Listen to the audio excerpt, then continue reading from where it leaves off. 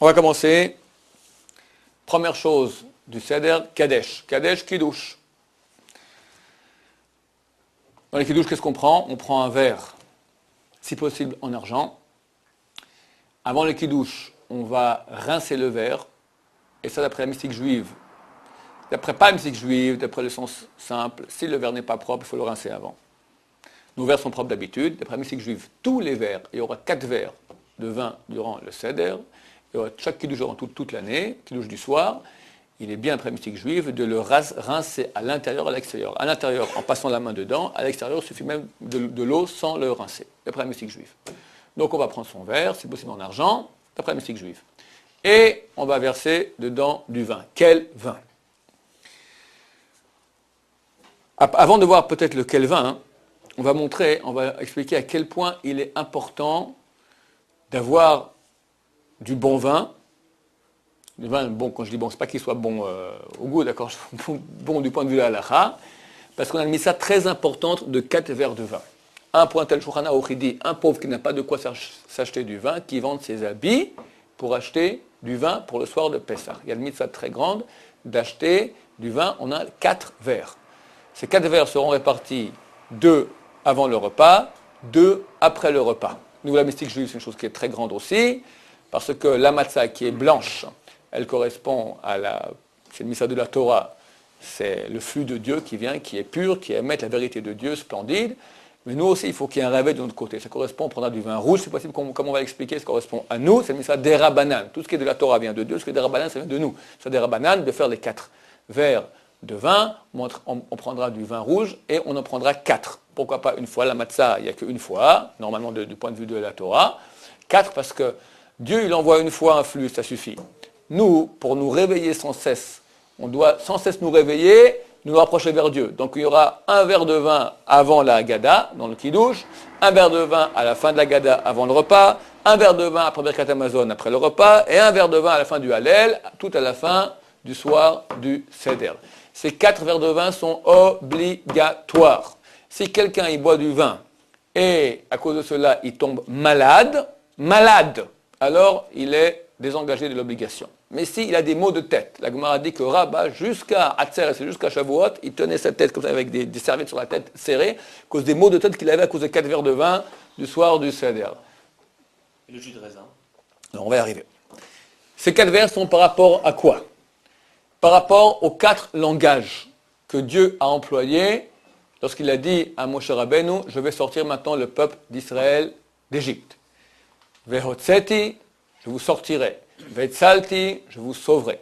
Vegaalti, je vous sauverai aussi. Mais la carte, je vous prendrai dans la terre que j'ai promis à vos ancêtres. Donc il y a 4 vers. On dit aussi par rapport aux 4 royautés dans lesquelles le peuple d'Israël a été en exil. Babylone, Perse, Grèce, Rome. Par rapport aux 4 vers de consolation que Dieu nous abreuvera à la fin des temps. Quand bientôt, très bientôt, vient le Mashiach, alors il y aura une grande consolation, il y aura beaucoup de bien, 4 vers qui vont nous faire boire de consolation. Par rapport aussi aux 4 générations desquelles Bnei Israël en Égypte ont été les Gilgulim, ont été les réincarnations. Pourquoi est-ce que le peuple d'Israël, qui n'a rien fait à personne, il va 210 ans d'esclavage en Égypte? C'est pas très gentil, hein? Et où est la justice de Dieu? C'est pas 5-6 ans de Shoah. C'était 210 ans d'esclavage d'univers concentrationnaire égyptien. Tous les jours, Pharaon, il faisait un bain où il égorgeait 300 petits bébés et il était lépreux pour guérir d'une seule lèpre et faire un bain dans un bain de sang. Et quand il manquait une pierre, on prenait le gosse du juif, on le mettait à la place de la pierre. C'était presque comme Auschwitz, d'accord? Qu'est-ce qu'on a fait? Alors, la mystique juive nous dit, sache que ces âmes-là qui sont venues de Béni Israël sont les réincarnations de 4 générations qui ont fait des péchés terribles. La génération de Enoch, le petit-fils de Adam, à leur époque, les hommes ont commencé à faire l'idolâtrie, Avodah Zara. Ensuite, génération du Maboul. Maboul, c'est le déluge. Ensuite, génération de Sodome, les Sodoméens, d'accord, Sodome Gomorrha. Et 4e du Dor Haflaga. Haflaga, c'est la tour de Babel.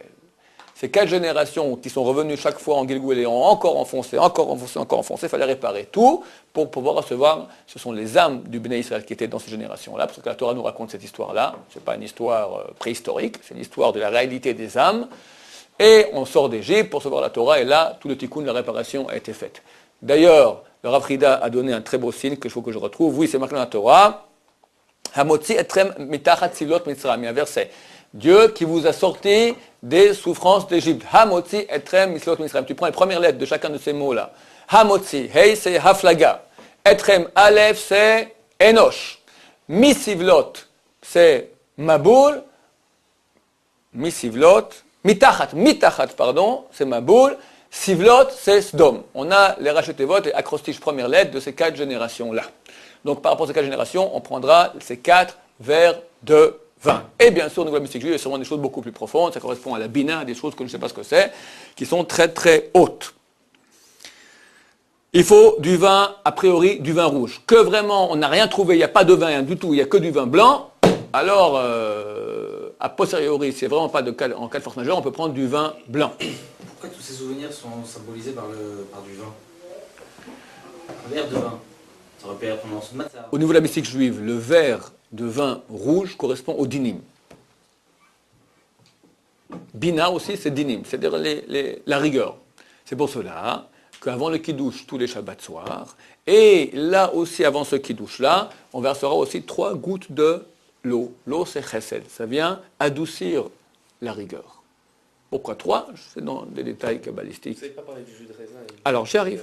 Alors, a priori, quels sont les ordres maintenant? A priori, on prend du vrai... voilà, je vais vous dire maintenant en ordre. Du mieux au moins bien. Tu veux le moins bien d'abord ou le mieux? On va commencer par le mieux. C'est du jus de raisin sans cesse, alors tu me pousses... Bon. Alors, le meilleur, c'est du vin rouge qui n'a pas été cuit. D'après Maïmonide, Rambam. Le vin cuit n'est pas valable pour le kiddush. Et ni pour les 4 verres de Pessah. Pourquoi? Parce qu'il faut un vin qu'on puisse, au niveau de l'époque du temple, ou dans l'idolâtrie Chas et Shalom, un vin qu'on puisse en faire une libation. À l'époque, on faisait des libations de vin dans le temple. Si le vin était cuit, il n'est pas valable. Donc on veut un vrai vin. Vrai vin, c'est qu'il n'est pas cuit. D'après la mystique juive, j'ai dit, et c'est obligatoire seulement en cas de force majeure autrement, mais du vin rouge. Donc du vin rouge non cuit, ça c'est le mieux. C'est quoi du vin non cuit aujourd'hui? C'est du padou? C'est quoi? Ça n'existe pas? Bien sûr, du Golan. Carmel. Golan. Ah, le Golan, il est pas cuit. Carmel a commencé à faire parce qu'il y a la concurrence avec Golan. Yarden, je vais prendre des pourcentages sur Internet, d'accord, mais tu prends, hein? Même en France, tu as... Non, c'est pas du vin doux. qui n'a pas, c'est pas marqué Mevouchal, c'est pas pasteurisé, ça n'a pas été pasteurisé. Du vin. Prends un vin, prends un Bordeaux non cachère, un Beaujolais Saint-Émilion en 1842, d'accord, si tu le cuis, tu l'as tué. Un vin cuit, c'est pas un vin, d'accord, c'est un vin de deuxième qualité. Ça, on peut quand même faire du kilo. Attends, lentement, je dis le mieux. Pas des conneries. Le mieux. Dire que d'après Maïmonide, on peut pas. D'après Maïmonide, c'est pas valable. Mais Maïmonide, c'est pas toute la halakha. Shulchan Aruch, il a dit, on peut prendre du vin cuit pour le kiddush, et il y en a qui disent que non. Comme ça dit Shulchan Aruch. On peut prendre du vin cuit pour le kiddush, il y en a qui disent que non. C'est qui il y en a qui disent le Rambam, Maïmonide. C'est pas n'importe qui. Shulchan Aruch, il a rappelé. Donc, a priori, si on peut s'arranger pour avoir l'avis, récupérer l'avis du Rambam aussi, que le Rambam dise aussi que tu as fait les kiddush une fois dans ta vie, contrairement au Lamaba, alors tu prends, si possible, du vin non cuit. S'il n'y a pas, tu prends du vin cuit. On descend de degrés. Si tu ne peux pas, le vin, parce que tu as jeûné toute la journée, tu es de nature délicate, et si tu bois 2 vins comme ça à jeun, ou 2 vins même pas à jeun parce que tu n'as pas jeûné, mais avant le repas, on verra qu'il faut boire si possible 86 ml d'un coup, comme ça d'un coup. Tu sens que toute la soirée tu ne pourras pas la faire, tu vas être complètement à côté de la plaque, et c'est dommage ce soir d'être à côté de la plaque. Alors on autorise du jus de raisin. Dans le jus de raisin, on aura 2 options, ou jus de raisin cuit ou non cuit. Si possible, non cuit c'est beaucoup mieux. C'est très dur à trouver parce que pour faire du jus de raisin, il faut toujours... Comment on fait du jus de raisin? On prend du raisin, et le jus de raisin, il fermente, il devient du vin. Comment on l'empêche de devenir du vin? On le cuit. La combine qu'on fait, c'est qu'on prend du jus de raisin et on le gèle, on le congèle.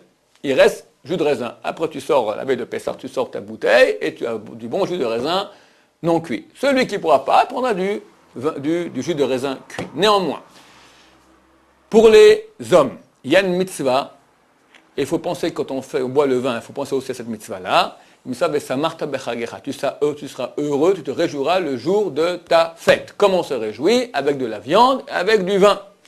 Pas avec du jus de raisin. C'est dommage de rater cette grande mitzvah.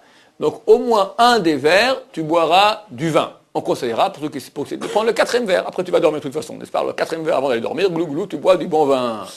Pour ceux pour qui c'est dur aussi de boire du vin, alors il peut mélanger du vin avec du jus de raisin parce qu'il y a aussi de la joie. C'est du... C'est comme du vin, comme du jus de raisin. Alors il est yossé, moitié-moitié.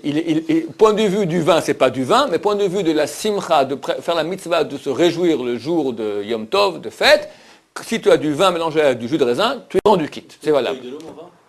On peut couper avec un peu d'eau, comme je dis. Il faut le couper avec un peu d'eau. Non, mais ça, au lieu de faire moitié jus de raisin, moitié vin, je mets moitié vin, moitié eau. Moitié, c'est déconseillé, parce qu'aujourd'hui, nos vins sont très légers. Rav Eliashiv, il dit que même avec un tout petit peu d'eau, déjà, il perd son goût de vin. Après, à la strict, tant que ça a un vrai bon goût de vin, ça va. Donc tu peux le couper, mais très peu. Un verre de jus de raisin, mettre ces 3 gouttes d'eau pour le... Oui, aussi pour le kidouche. Si quelqu'un maintenant fait kidouche sur un verre de jus de raisin, il mettra les 3 gouttes d'eau aussi. Mais ça martarde. Parce que le vin ça enivre ou parce que c'est un signe de... Non, pas parce que ça en est, parce que c'est la joie, ça nous met en état de joie. C'est marqué, il y a un verset, Yain yesamach levav enosh, le vin réjouit le corps des hommes. Maintenant, qui a l'obligation de se réjouir le jour de Yom Tov avec du vin, hein? Les hommes, pas les femmes. Donc les femmes, elles veulent boire du jus de raisin, elles boivent du jus de raisin toute la soirée. On leur conseille de boire du jus de raisin. Tu ne veux pas avoir ta femme comme ça à la fin de la soirée, d'accord? Il suffit qu'il y ait déjà l'homme qui est comme ça, d'accord? Donc, les femmes, les enfants, tout ça, ils boivent du jus de raisin sans problème, cuit, pas cuit. Pas cuit si on peut, sinon cuit. Ok, donc je répète, en récapitulation, le mieux du vin rouge non cuit, sans additifs, sans rien, du vrai pur. Après, du vin rouge cuit. Après, jus de raisin non cuit. Après, jus de raisin cuit. Et pour les hommes, au moins un verre de vin durant toute la soirée. Si on peut même pas ça, un verre de vin mélangé avec du jus de raisin. Et on commence le kidouche. Ok, les 4 verres de vin, il faut que ce soit 4 verres. Et pas des quarts de verre et pas des tiers de verre. Alors on va parler maintenant des quantités de vin nécessaires, ou de jus de raisin pour ceux qui prennent le jus de raisin, pour la mitzvah des 4 verres de vin. On va aller du mieux jusqu'au moins bien. Il faut boire, nous les Sfaradim, il faut boire 86 millilitres. Ashkenazim, ils sont marqués comme le Chazonish, 150 millilitres. Nous, 86 millilitres. Il y a un moyen mnémotechnique de se rappeler, kos verre, valeur numérique en hébreu, 86. C'est un pur hasard, mais ça tombe bien. Ashkenazim aussi, ils ont un truc, c'est kos hagun. Kos hagun. Un bon verre, c'est 150 millilitres en gematria, en valeur numérique aussi. Donc ça tombe très bien. 15 millilitres, passe-moi ici le verre jetable, c'est grosso modo quelque chose comme ça. C'est pas compliqué, tout le monde a des enfants à la maison, on prend un biberon, on regarde 86 millilitres, tu mets 100 pour être certain, comme ça, 90, 100, c'est à peu près comme ça. Si possible, on prendra un verre qui fait un tout petit peu plus. Parce qu'il y a une mitzvah de boire, le mieux c'est boire tout le verre. Tout le verre. C'est un verre qui fait 3 décis, t'es KO. Il y a une mitzvah, d'après le Rosh le Tosfot, la halakha n'est pas comme ça. Shulchan Aruch il dit, tu bois ou tout ou la majorité. Mais il y a un avis quand même des avis de grands Rishonim, Tosfot et le Rosh, qui disent que de boire tout le verre, sinon on n'est pas rendu quitte. Donc pour être le mieux si possible, si quelqu'un veut faire le mieux, il doit boire tout le verre. Pour pas nous rendre la vie trop difficile, on prendra un verre qui a le minimum requis, au moins 86 millilitres. Ça c'est le mieux. Si quelqu'un ne peut pas boire, n'a pas de petit verre, qui prend un grand verre, il ne veut pas boire tout le grand verre, alors qu'il boit au moins la majorité de ce verre, et que dans la majorité, il y ait 86 millilitres. Deuxième choix, solution de deuxième choix, tu bois dans un grand verre, il faut en boire la majorité, pas tout, donc tu n'as plus l'avis du Roche et d'autres qui sont avec toi, tu prends que la majorité, mais il faut au moins qu'il y ait 86 millilitres. Troisième solution, tu n'arrives pas à boire 86 millilitres, donc tu bois la majorité d'un verre, Même si tu n'as pas bu 86 millilitres. Il faut que tu bois la majorité de 86 millilitres. Donc combien ça fait? 45 millilitres. Je répète, pour que ce soit très clair pour tout le monde, le mieux, boire tout un verre qui fait au moins 86 millilitres. Après, boire pas tout un verre, mais la majorité d'un verre, mais on a bu 86 millilitres. Dernier choix, boire la majorité d'un verre qui sera la majorité de 86 millilitres, donc 45 millilitres. Le mieux, c'est le mieux, le moins bien, c'est le moins bien. Tous est valable. On doit boire cela absolument, si possible absolument, le temps que ça prend de boire 86 millilitres, c'est-à-dire d'un coup. Glou, glou, glou, glou, glou. D'accord? En cas de force majeure, si on n'a pas réussi, on doit s'arrêter au milieu pour respirer ou je ne sais pas ça, ou je ne sais pas quoi, alors Yosef dit qu'il faut reboire. Alors Ben Sion dit non. Il dit ça peut aller jusqu'à 4 minutes, tu peux. Donc chacun d'après son rave, il fera, s'il peut reboire, mieux vaut reboire. Comme ça tu prends la vie de roi Yosef aussi avec toi. Bien sûr, tout cela penché sur le côté qu'on a expliqué l'avant-dernière fois. Les 3e et 4e verres de ces 4 verres, il faudra un des deux boire absolument 85 millilitres d'un coup. Le 3e ou le 4e verre des 4 verres. Pourquoi? Parce que tout à la fin de la Gada, on fait la bracha achrona, la dernière bracha, sur le vin qu'on a bu. On fait bracha achrona que si on a bu 86 millilitres d'un coup. Donc il faudra boire 86 millilitres d'un coup, au moins ou au 3e ou au 4e, pour que la bracha qu'on fait après le 4e, elle soit sur le 3e ou sur le 4e. Ça vaut la peine, pas obligatoire, mais ça vaut la peine. Il y a un petit problème, c'est qu'on fait le kiddush, et on a une loi qui dit « En kiddush là même comme souda ». On fait le kiddush que quand on va manger. Alors le problème, c'est que tu bois, et tu vas manger quand? Dans 2 heures. En passant, tu prends un petit carpas, un petit morceau de céleri, tout petit comme on verra. À part ça, niet. Alors oui, il est où le kiddush au moment où tu vas manger? Il y a un avis qui dit que lorsque tu bois 86 millilitres de vin, c'est considéré comme un repas. C'est Rabbeinu Tam qui dit comme ça. Donc ça vaut la peine que le premier verre aussi, on boit 86 millilitres d'un coup, comme ça on gagne aussi l'avis, cet avis-là qui dit que j'ai fait le kiddush à l'endroit où je mange, au moment où je vais manger. Mais c'est pas obligatoire, c'est pour faire vraiment le mieux. Un enfant, quelqu'un qui a moins de 13 ans pour un garçon, moins de 12 ans pour une fille, on va faire boire maintenant 86 millilitres de vin, d'accord, même de jus de raisin, il n'est pas obligé. Il est obligé, le minimum qu'il doit, c'est boire, on appelle ça melologmav. Melologmav, c'est la majorité de sa bouche. Donc il met maintenant, d'un côté, il met du liquide, combien ça rentre? S'il a bu ça, ça va. Combien c'est? Ça dépend d'après volume de l'ajout du gosse. Bon, alors, une fois qu'on sait maintenant quel vin on a, quel vin on doit prendre, dans quel verre on doit prendre, comment on s'y prend. Alors, comme je l'ai expliqué, on met 3 gouttes de vin, d'eau dans le vin. On a auparavant rincé le verre, et il est important, le soir du Seder, que ce n'est pas nous-mêmes qui servions le verre, mais quelqu'un d'autre. Parce que tu es un roi. Un roi se sert tout seul. Un roi, il a des gens autour qui le servent. Alors, chacun servira à son voisin. Et si tu fais le Seder avec tes parents, tu verses à tes parents et tu penses que la mitzvah assez de la Torah, de Kibud Avem. C'est comment honorer son père et sa mère. Le meilleur honorer, c'est marqué, le nourrir et lui donner à boire. Donc là, tu as l'occasion. Allez, non seulement tu peux le faire, tu fais la mitzvah de la Torah, de Kibud Avem, de honorer son père et sa mère. En plus, tu fais la mitzvah du Seder où on doit se servir l'un l'autre. Et là, on va se lever, tout le monde se lève avec le maître de maison a son verre de vin, chacun a son verre de vin, différemment qu'au kiddush où un a le verre de vin pour tout le monde, là chacun a son verre de vin. Main droite, on le tient dans la main droite, même ceux qui sont gauchers après la mystique juive, ils tiennent dans leur verre dans la main droite. C'est bien après la mystique juive de tenir avec les 5 doigts comme ça. D'accord? Attention de ne pas renverser sur la belle nappe blanche du soir du Seder. Et on fait le kiddush. Maintenant, il faut penser beaucoup de choses pendant ce kiddush-là. Le maître de maison qui dit le kiddush doit penser rendre quitte l'assemblée. L'assemblée qui écoute doit penser être rendue quitte par le kiddush que dit le maître de maison. C'est pour cela que l'assemblée ne répondra pas Baruch Hu Baruchemo, d'après les décisionnaires Sfarad ici en Israël. La coutume marocaine qui dit qu'on peut oui dire, alors ils continueront à le dire, c'est pas un problème. On répondra Amen au brachot.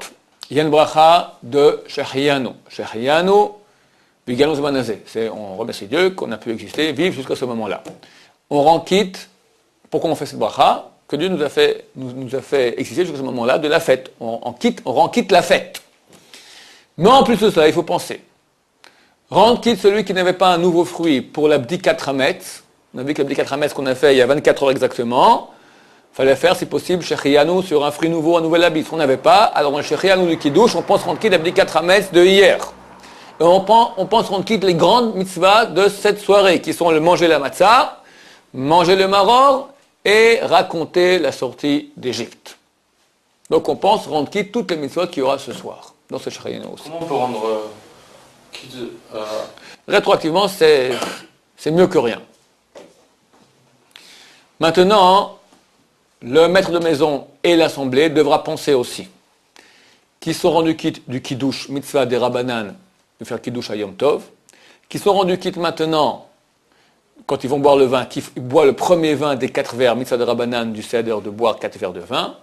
C'est bien, et moi j'appelle ça toujours à ma famille quand je fais le kiddush, quand on fait le kiddush, de penser 2 choses. Pensez d'abord la bracha qu'on fait Boré Pri à Geffen, elle est valable pour toute la maison. D'après Shulchan Aruch, si quelqu'un quitte la chambre, il doit refaire la bracha.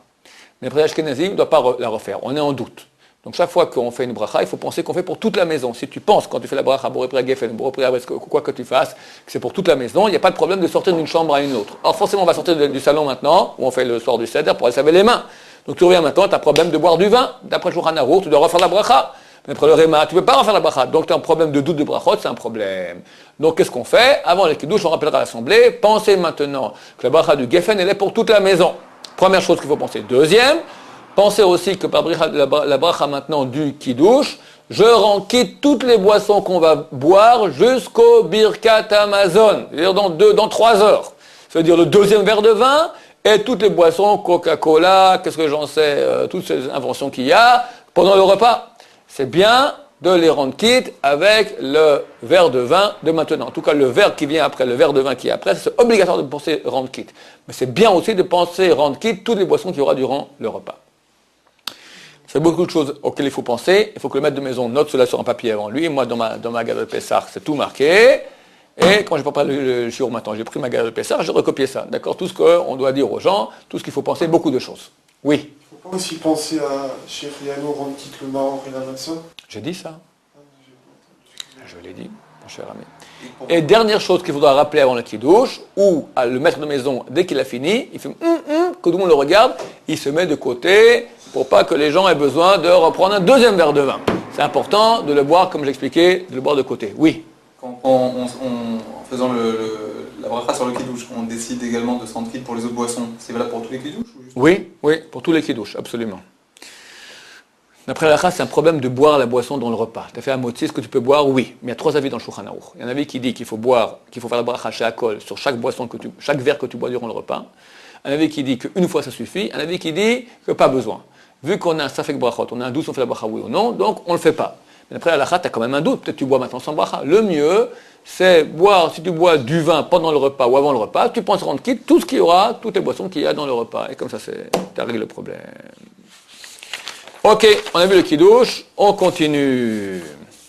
Les Ashkenazim, ils refont la bracha sur... Oui, Ashkenazim refont pour chaque verre de vin, ils refont la bracha. Nous pas, donc on va penser rendre quitte le deuxième verre. Après le kiddush, c'est bien d'avoir dans sa poche des bonbons qu'on donne aux enfants pour les stimuler maintenant, parce que les pauvres doivent tenir maintenant 2 heures pour la suite des opérations du Seder. Donc ça vaut la peine d'avoir sa cargaison de bonbons pour réveiller les enfants. C'est la faculté de réveiller des bonbons est absolument stupéfiante. Celui qui est affamé, c'est marqué dans le Shulchan Aruch qu'on doit manger la matzah avec appétit. Donc c'est bien d'être affamé. Celui qui est trop affamé, il ne peut pas, il a mal à la tête, il a jeûné toute la journée, il ne peut pas. Alors il est permis, entre le kiddush et le karpas. Karpas, c'est une opération qu'on va faire tout de suite, qu'on verra dans quelques minutes. Entre les deux, il est permis de manger jusqu'à kabetza, c'est-à-dire jusqu'à 54 millilitres de nourriture. Prends un œuf, prends un peu de riz, ce que tu veux, c'est bien. Tu fais la bracha avant, boré minezonot sur du riz, chakonim bilvaro sur de l'œuf, et tu fais la bracha achron, la dernière bracha après que tu aies mangé. Si tu as mangé plus d'une quantité de 28 millilitres, la boîte d'allumettes universelle, son volume, tu fais la bracha achron, tu fais la bracha après. Donc, tu mangeras ce que tu veux. Si tu as mangé 28 millilitres, tu fais bracha achron.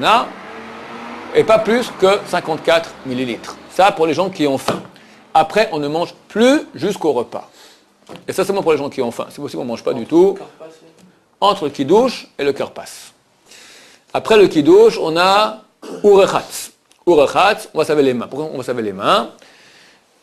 Pas pour manger, parce qu'on ne va pas manger maintenant le pain. On va prendre un morceau de légumes qu'on va tremper dans de l'eau. Il y en a qui prennent de l'eau salée, il y en a qui prennent du vinaigre, il y en a qui prennent du jus de citron. Dans tous les cas, il faudra que dans ces jus de citron et dans ces vinaigres et dans ces eaux salées, qu'il y ait une majorité d'eau. Parce qu'il y a une loi que chaque juif est censé faire, et nous le faisons chaque fois, lorsqu'on mange n'importe quel plat qui est mouillé dans un des 7 sortes de liquides, il y a le vin, il y a tchachaddam. Le vin, le sang, l'huile d'olive, le lait, la rosée, le miel d'abeille, et même c'est maïm, l'eau.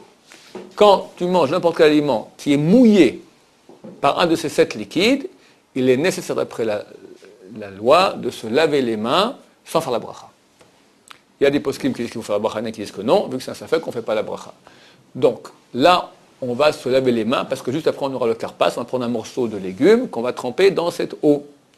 Et vu qu'il est mouillé, donc on va se laver les mains. Tout le monde se lève, va se laver les mains, et le gosse s'attend à ce que maintenant on fasse une salade de lime, on va manger le pain. Du coup, on prend un petit morceau de céleri. Alors ça, on arrive à la 3e étape, kadesh urechatz, karpas. Karpas, c'est du céleri. En hébreu, karpas signifie céleri.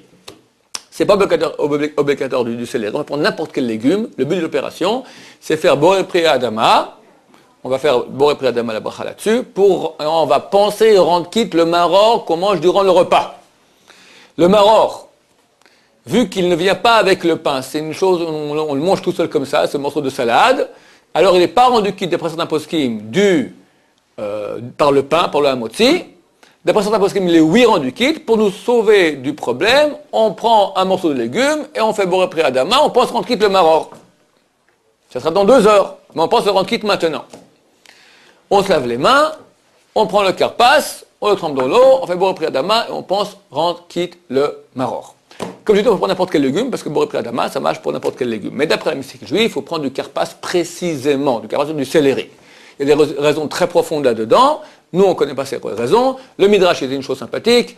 Karpas, j'ai déjà expliqué dans la Kéhara, Karpas, Mecher Pas, ça rappelle la vente de Yosef avec pour une tunique pas, qui avait des passim. Passim, ce sont des bandes. Si possible, on prendra donc, pas si possible, il est nécessaire de prendre du Karpas moins de kazaït. On ne va pas faire bracha achona. On veut faire maintenant boré priya adama pour rendre quitte le maror. Donc si tu prends une quantité de karpas trop grande, tu devras faire bracha achona. Dans 2 heures, tu vas manger la suite. Si j'ai mangé maintenant une chose de kazaït, d'un volume d'une boîte d'allumettes, je dois faire bracha achona. Combien de temps après? Au maximum, je peux attendre 1h12. Vu qu'il y a beaucoup de chances que tu vas dépasser 1h12, alors tu ne peux pas maintenant manger kazaït, parce que si tu manges kazaït, il faut faire bracha achona, et si tu fais bracha achona, la bracha rishona que tu as fait, la première bracha que tu as fait, elle est plus valable pour le maror. Compliqué, vous comprenez, ou c'est trop compliqué? On va faire moti après sur la matzah. Oui. Or, après, ce sera donc le birkat hamazon. Il acquittera tout Tu vas le les manger brachot avant, qu'on a aussi. fait. Oui. Et comme on va continuer, si- on va manger le maror après. Donc il y aura Non, pas mais une si je mange interruption de maintenant, 60 moi je mange minutes. maintenant un concombre. Tu manges un concombre entier. Tu peux faire maintenant bracha achona sur le concombre dans 3 heures? Non, mais quand j'ai mangé du maror dans moins de 2 heures, ça va. 2 heures! 2 heures! Tu as mangé un concombre, tu fais bracha achona dans 2 heures, bracha le batala. Dans Alors- moins d'1 heure, j'ai mangé du maror. Mais non, t'as une agada qui fait au moins 1h30. Avec la matzah, avec le truc, avec le meditat yadayim. Ouais, t'as un programme, mon vieux. Alors, si tu fais bracha achona, si tu vas manger maintenant kazaït de céleri, tu rentres dans un problème. Tu dois faire bracha achona. Ce bracha achona, tout le pourquoi du karpas, je rends quitte maintenant le boré priya adama du maror, il est fiché en l'air. Donc il est nécessaire de prendre du karpas, même qu'on a faim, on en prend peu. Maintenant, combien? Moins de kazaït, moins de 28 millilitres. Maintenant, sachez qu'il y a une marloquette, c'est combien kazaït? Le Rambam dit c'est 19 millilitres. Celui qui veut faire mieux, il prendra il prend un tout petit morceau de céleri minuscule, moins de 19 millilitres, rien, comme ça, et il le trempe, bon, après la main, ils penseront qu'il... Ok, ça c'est le mieux. C'est clair? C'est dans de l'eau salée qu'il faut le tremper? L'eau salée, ou de l'eau du citron, ou du vinaigre, mais que c'est vinaigre ou jus de citron, il faut qu'il y ait une majorité d'eau, parce que le jus de citron et le vinaigre ne sont pas considérés comme un des 7 liquides. L'eau, le salé, on peut la préparer pendant la fête? On peut, c'est mieux de le préparer avant. Si c'est Shabbat, on peut pas. Si c'est la fête, on peut. Mais c'est mieux, on prépare tout avant. Que tu as le temps d'aller maintenant préparer l'eau salée, on prépare tout avant. Si possible. Maintenant, est-ce qu'on mange le céleri couché sur le côté, oui ou non? Marloquette. Il y en a qui disent que oui, il y en a qui disent que non. Qu'est-ce qu'on fait? On fait les deux. Tu prends un peu tout droit et un peu couché. Comme ça, tu as fait les deux avis. C'est bon? Comme ça dit le Rabbi Abba Shaul, Zatzal. Après, on a Yahatz. Yahatz, on prend la matzah qui est au milieu des 3 matzot et on la partage en deux. La petite tranche, on la met de nouveau entre les 2 matzot qui étaient restantes. Et c'est sur celle-là qu'on fera la mitzvah de matzah, de manger la matzah dans le repas. Et l'autre, la grande moitié, on la cache. La petite, la matzah, ça nous rappelle la sortie d'Égypte. La grande qu'on cache, ça nous rappellera la Géoula très prochaine qu'on attend, qui est cachée. C'est pour ça qu'on la cache, d'accord? On la cache, elle est cachée, on la met dans une sorte de nappe, et les enfants se bagarrent pour la voler. C'est important quand même qu'ils nous la restituent, et ils nous font du chantage, des cadeaux pas possibles, pour qu'on leur donne pour qu'ils nous rendent cette afikoman. Alors, cette afikoman, ça correspond à la Géoula Atida, qui est cachée, on ne sait pas quand elle viendra, qui sera plus grande que celle d'Égypte.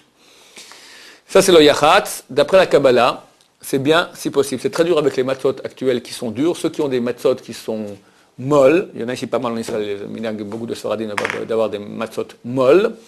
C'est bien, d'après la mystique juive, de faire une forme de dalet, pour vous c'est à l'envers, dalet comme ça, et de vav. Et ensemble, ça fait la lettre hey. Hey qui correspond à la sphère de la bina. Donc, tu as un dalet et un vav, ça fait hey. Le dalet sera plus petit que le vav, ça fait un biscorne, ça fait comme ça, et un grand comme ça. Ce grand comme ça fait comme un, tu le mets de côté. Le dalet qui est un peu biscornu comme ça, tu le remets entre les matzot pour faire la mitzvah de la matzah durant le repas. Ça, c'est la mystique juive. Ceux qui peuvent le faire, tant mieux pour eux, comme ça dit le Ben Ishraï. Comme ça, parce que c'est pas évident de découper. Ah ouais. Ça ne marchera pas, ça se casse. Si tu as des molles, ça marche. Des fois, tu as des matzot qui sont déjà... On parle de galettes qui sont dures, mais des fois, vu qu'ils ont passé le roller, alors des fois, elle est déjà presque brisée. Alors, ça arrive comme ça, une fois une année, ça m'arrive. Mais des fois, tu la casses complètement, et c'est dommage. Donc, si c'est molle, ça va. Si c'est pas molle, tant pis. Si possible, oui. Sinon, c'est un bon truc d'après la mystique juive, c'est pas du tout obligatoire. Et après cela, messieurs, commence la mitzvah. On a 2 mitzvot de Horaïta ce soir. La matzah, et la matzah, on la mange, c'est terminé. Il y a une mitzvah qui est longue, grande, énorme. Ça s'appelle Magid. Magid, il y a une mitzvah dans la Torah, Zachor, et hayom hazeh, asher yatzatem mimitzrayim. Souviens-toi du jour où tu es sorti d'Égypte, mitzvot assez de la Torah. Elle concerne spécialement les enfants, comme elle est marquée, Vigatal et Bincham, ça c'est la Torah, d'enseigner à nos enfants qu'on est sorti d'Égypte. Donc d'abord, on pense qu'on fait le mitzvah de la Torah. Si on ne pense pas, on ne fait pas la mitzvah. C'est marqué dans le Shulchan Aruch, chapitre 61, que le mitzvah de la Torah, si on n'a pas la kavana, la pensée qu'on fait le mitzvah de la Torah, on n'est pas rendu quitte. Donc il faut penser, je m'attends à la mitzvah de Horaïta, de raconter à mon fils qu'on est sorti d'Égypte. Le Zohar, il dit que Dieu réunit tous les anges. Et la table monte avec tous les propos qu'on a racontés sur la sortie d'Égypte, et ils ont regardé comment mon peuple raconte maintenant ma gloire. Et quand on dit la Haggadah, avec entrain, avec joie, le Shlach Kadosh dit qu'il va dire aussi avec crainte et peur, alors ça renforce toutes les armées célestes de Kadosh Baruch Hu. Il y avait un grand admor, j'en ai parlé une fois, c'était le admor de Lelov, le rabbi de Lelov, c'est un grand ami de Baba Salé, un homme énorme. Il faisait sa Haggadah de Pessah. Je vous l'ai dit, il se levait en transe comme ça, il commence à rouler sur le mur en disant toute la Haggadah comme c'est une guerre énorme. Ce qui se passait, c'est au niveau, on ne se rend pas compte ce que c'est énorme. La même lumière de sortie d'Égypte, elle est là. Et on la commence dans ces mitzvot, surtout les mitzvot de Horaïta, la matzah et la Haggadah de Pessah. D'après la halakha, on ne parle pas, durant toute la Haggadah, d'autre chose que de la Haggadah.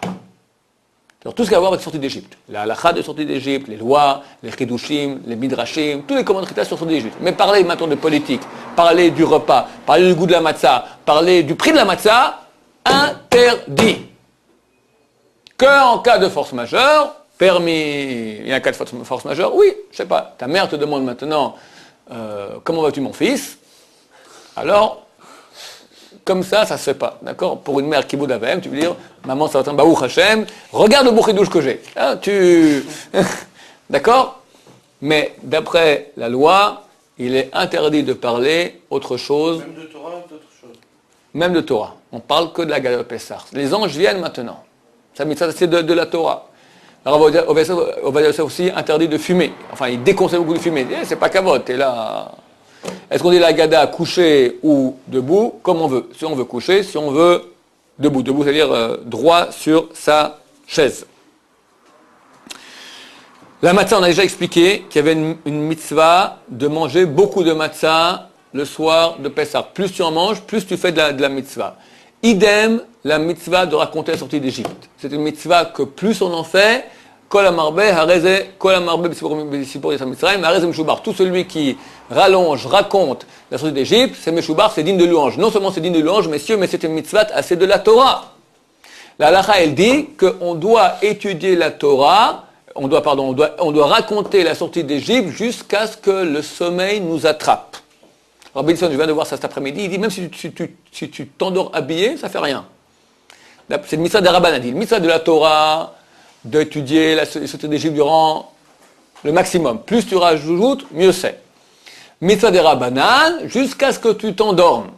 L'année passée, mon voisin, il a organisé à 2h du matin, avec tous les enfants de l'immeuble, si pourri cette mitzvah, et mes enfants, allez, moi j'étais déjà, après les 4 verres que je bois de vrai vin, j'étais à moi, vraiment, le sommeil te prend. On essaie de tenir, parce que il y a une réalité un peu bizarre. C'est que, par exemple, la nuit de Shavuot, on va se réveiller toute la nuit.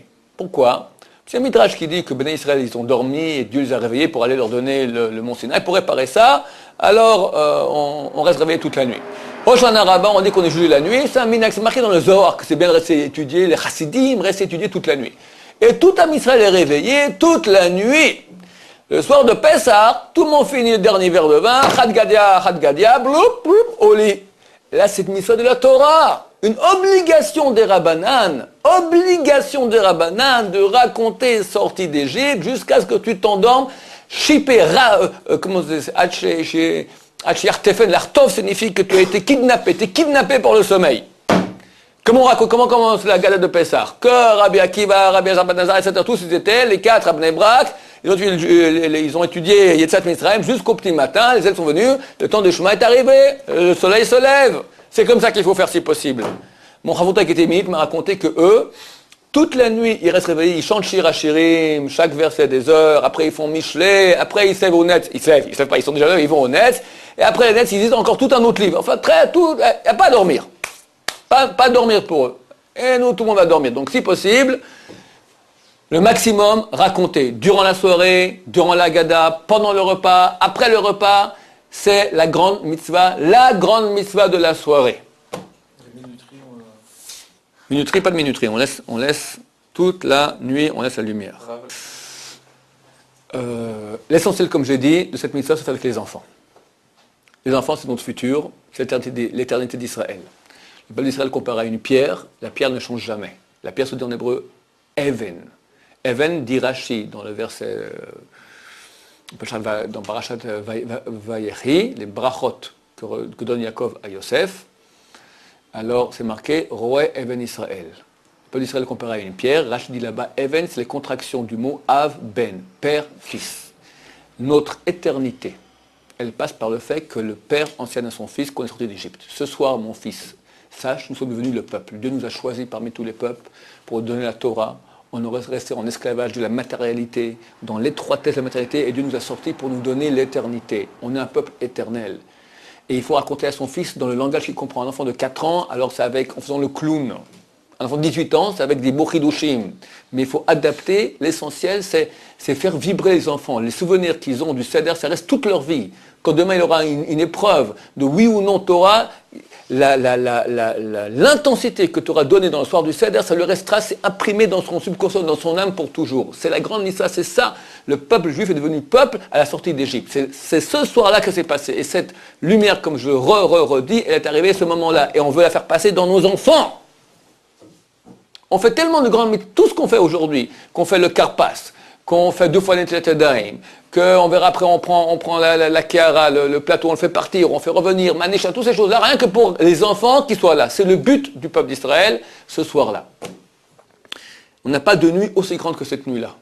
Comme je dis, on dit le Hallel, on doit réveiller toute la nuit, c'est la seule fois où on doit être réveillé, c'est une mitzvah de Rabban obligatoire, si possible de rester toute la nuit. Donc c'est une nuit importante. Tout cela pour nos enfants, parce que là on est sorti d'Égypte. Faut être mitkaven quand on est en train d'accomplir ses mitzvot. J'ai dit, mitzvah de la Torah, de Vegata lebincha, tu enseigneras ton fils. Et Zachor, souviens-toi du jour où tu es sorti d'Égypte. On ne peut pas faire durer si longtemps parce qu'il n'y a pas une heure limite pour manger la ficomane. Alors le récit se fera, la Haggadah, il faut être intelligent pour voir combien de temps tu laisses pour le repas, pour la ficomane, pour le Hallel, parce que si possible il faut finir le Hallel avant Chatzot, mais tu as toute la nuit après toi mon cher ami.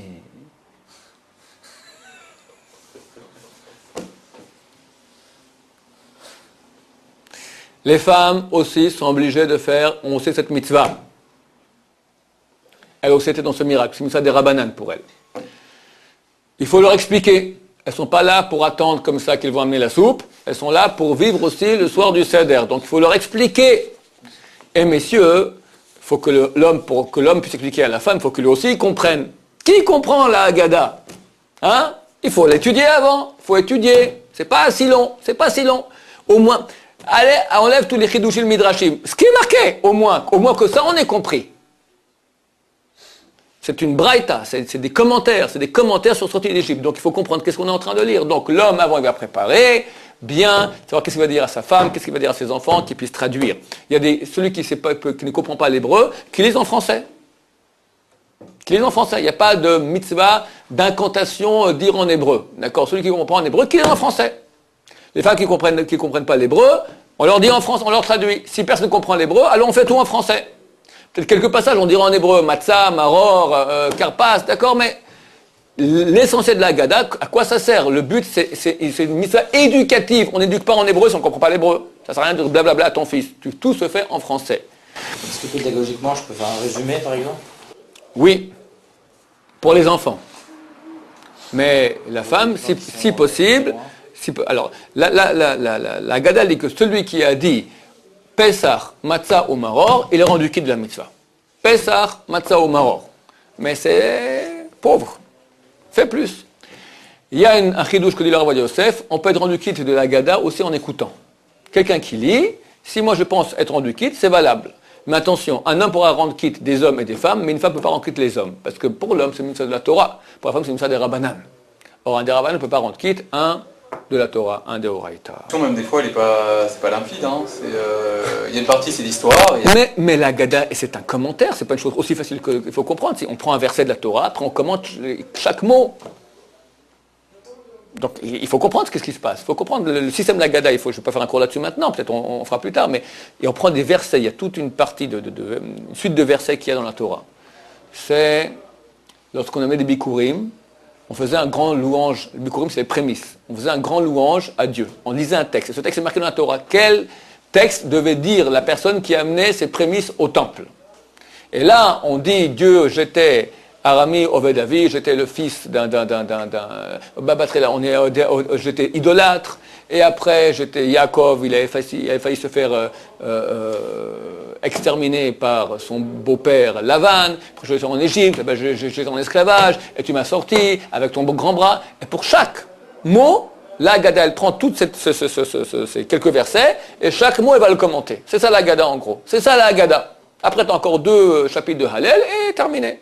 Donc il faut comprendre comment fonctionne et quelle est l'articulation de la Haggadah, comme je vais t'expliquer maintenant. Alors comment commence la Haggadah? On commence avec un verset en araméen. Ha lachmania. Voici le pain de pauvreté qu'ont mangé nos ancêtres en Égypte. On prend le pain de pauvreté, c'est donc la tranche qui est au milieu, qui est déjà coupée, la tranche, et on la montre. Ou bien, autre solution, on prend toute la kéhara, tout le plateau, et on le soulève. Ha lachmania. Chacun fera cela avec sa coutume, comme il a la coutume de le faire. Dès qu'on a fini ce verset de l'Armania, on repose la matzah ou le plat et on fait 2 opérations pour réveiller l'étonnement des enfants. Première opération, on prend le plat et on dit au revoir, prenez le plat. Tu peux rajouter après, fini. Les gosses, ils sont comme ça. Qu'est-ce qui se passe? Ils ont un bon plat, comme ça, des tas de choses. On prend, on termine, on rentre on le met à la cuisine. Qu'est-ce qui se passe? Première chose. Deuxième chose, on reverse un verre de vin. Je vous rappelle, si possible, il faut le rincer à l'eau et quelqu'un d'autre nous le verse. Comme elle fait 2 fois qu'il douche, il est habitué qu'on fait un verre de vin. Un deuxième verre de vin, qu'est-ce qui se passe? Et là, les enfants se lèvent, c'est pas d'enfants les femmes, c'est pas les femmes les hommes, et on dit Manishtana. Manishtana, qu'est-ce qui est différent cette année? Il faut susciter la question. On fait ces 2 choses pour susciter la question. On déplace le plateau. Il y en a qui disent pas besoin de l'amener à la cuisine, on peut le poser de l'autre côté de la table. Ce qui est important, c'est que les enfants ne comprennent pas ce qui se passe. Et on reverse les verres de vin. Et donc on a suscité la question, et on pose les 4 questions de Manishtana. Dès qu'on a fini Manishtana, on ramène le plateau. On donne aussi aux enfants quelques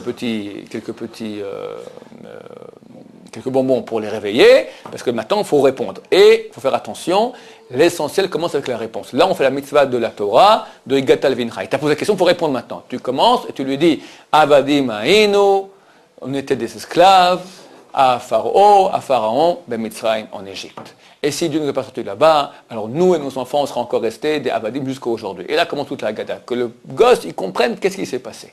Ça, c'est l'acte essentiel du début de la Haggadah qu'on doit faire comme il se doit. On n'a toujours pas vu la deuxième coupe de vin. Non, la deuxième, elle reste qu'à la fin de la Haggadah. Maintenant, durant toute la Haggadah, le plat avec les matzot, on les a couverts, quand on fait le kiddush, on les a couverts avec une petite nappette. Après, on dégage les matzot, qu'elles soient ostensibles, vues de tous, pas couvertes, découvertes, et on fait toute la Haggadah. Dans la Haggadah, il y aura 2 passages où on soulève les verres de vin et on dit tous ensemble quelque chose. La première fois, c'est Vehi Shehamda, jusqu'à Vakajuh Baruch Hu Metzelanu Miyadam, c'est 2-3 versets. Quand on soulève le verre de vin, alors on recouvre les matzot. Après toute la fin de la Haggadah, c'est la fin de la fin, on fait une bracha, lefichach. C'est pour cela que nous devons remercier, louer, etc. Dieu. Là, nous on prend les verres de vin, parce qu'on va prendre le verre de vin et on va le boire. Là aussi, on recouvre les matzot. Ces 2 moments-là, donc, on recouvre les matzot, on soulève les verres de vin. Maintenant, durant la Haggadah aussi, le maître de maison, il y a un moment où on rappelle les 10 plaies. On dit dam, sang, ve'esh, du feu, timon tachan, des colonnes de fumée. Quand on dit ces 3 mots, on verse du vin dans, si possible, un ustensile de mauvaise qualité. Le Ben Israël dit il faut le casser même si possible. D'accord? Tu prends un seau, tu prends le seau du sponja, parce que ce sont des forces très impures qui sont en train de partir maintenant. Ce vin-là, on va vite et on le verse dans les toilettes et on tire la chasse d'eau. C'est un vin porte-malheur, le vin qu'on a mis dans un récipient de mauvaise qualité. De notre verre. Le maître de maison a le verre numéro 2 qu'on lui a rempli, et il fait comme ça, il verse 3 fois. Dam, ve'esh, ve'timot hashan. Après, il cite les 10 plaies. Voici les 10 plaies que Dieu a amenées sur les Égyptiens. Dam, Fardea, Kinim, etc. 10 fois. Après, tu dis, Rabbi Yehuda donnait un signal, Datsar, Adash, Be'achar. Ça fait combien de fois tu as versé? 16 fois. Et le détrek, tu verses tout. L'Ashkenazim, ils font avec le petit doigt comme ça. Nous, on fait tout le verre, tu verses tout ton verre. Tu prends vite le seau d'eau, le seau de vin, dans les toilettes, tu tires la chasse d'eau. Et c'est quel verre? C'est le verre qu'on s'est rempli, le deuxième? Ouais. Et on nous reverse du vin pour le 2e verre. Et alors, tout le monde? Non. Il n'y a que le maître de maison qui fait cette opération. Et vu qu'il lui a vidé son verre, on remplit son verre de nouveau. Après cela, messieurs, nous finissons la Haggadah et tout le monde hop sur le côté, on boit le verre de vin d'un coup si possible. Et là, s'arrête la Haggadah et on commence le repas avec la grande mitzvah de matzah que nous traiterons demain, Yom Hashem. Baruch Adonai, Amen.